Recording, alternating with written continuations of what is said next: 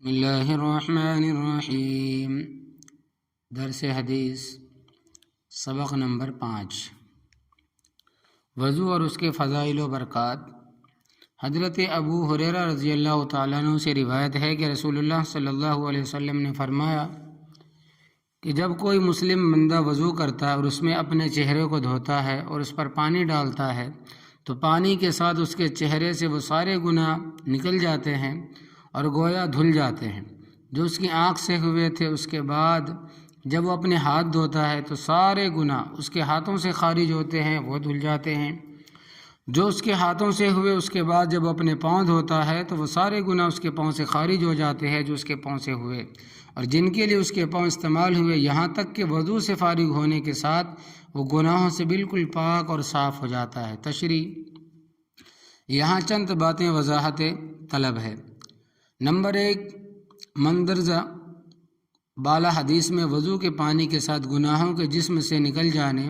اور دھل جانے کا ذکر ہے، حالانکہ گناہ میل کچیل اور ظاہری نجاست جیسی کوئی چیز نہیں جو پانی کے ساتھ نکل جائے اور دھل جائے۔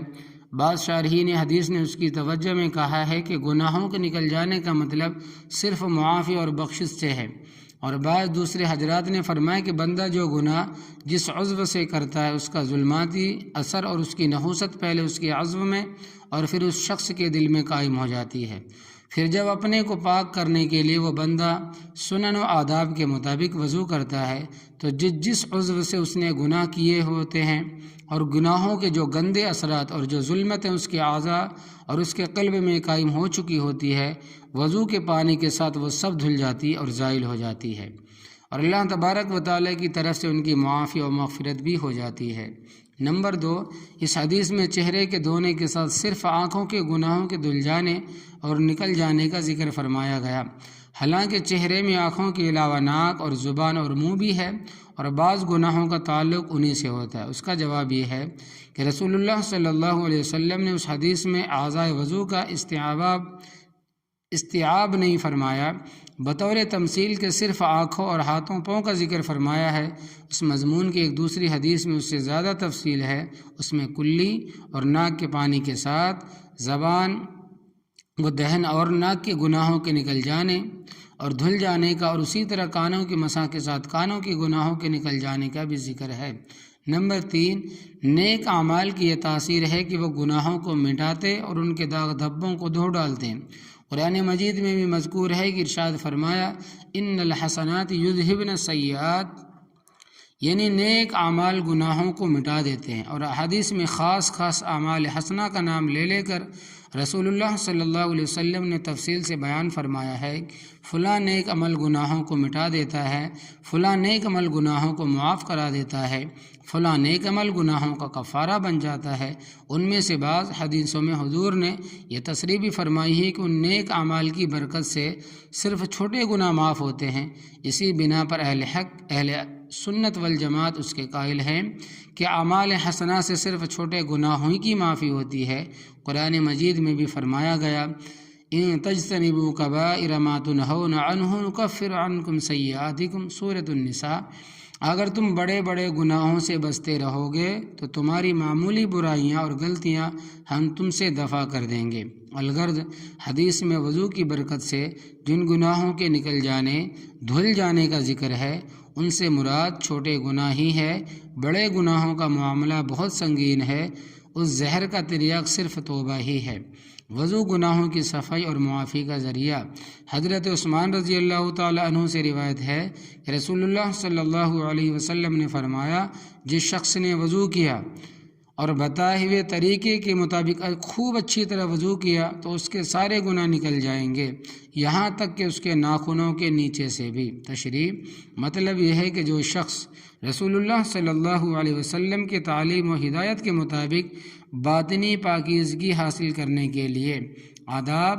و سنن وغیرہ کی رعایت کے ساتھ اچھی طرح وضو کرے گا تو اس سے صرف اعضاء وضو کی میل کچیل اور ناپاکی والی باطنی ناپاکی ہی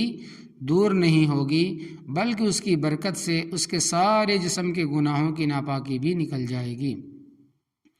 اور وہ شخص ناپاکی سے پاک ہونے کے علاوہ گناہوں سے بھی پاک اور صاف ہو جائے گا۔ وضو کے فضائل اور برکات۔